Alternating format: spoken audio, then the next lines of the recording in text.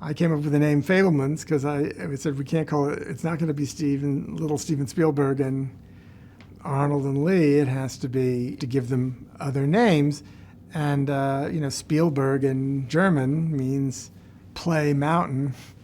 And in German, der Fabel is the outline that you make of a play, and it's a fiction for the form of entertainment. And then I said, okay, what are we going to call these people? And he said Sammy, and most of the first names were Stevens. I said to Steven at one point, what was the first movie you remember? He said, that's easy, Greatest Show on Earth. And I said, what did you remember most about it? He said, oh, no question, the train wreck. And then at one point I said, when did you first get a camera in your hands? And he told me the story that you see at the beginning of the movie. And I thought, well, this is, again, unbelievable.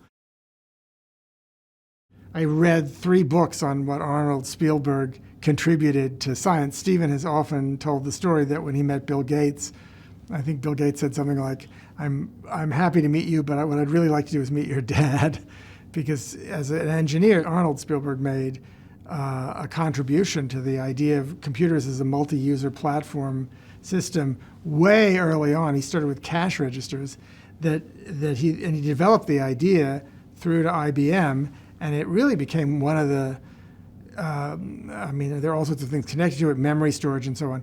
It became a part of what made Microsoft and the real sort of personal computer revolution possible.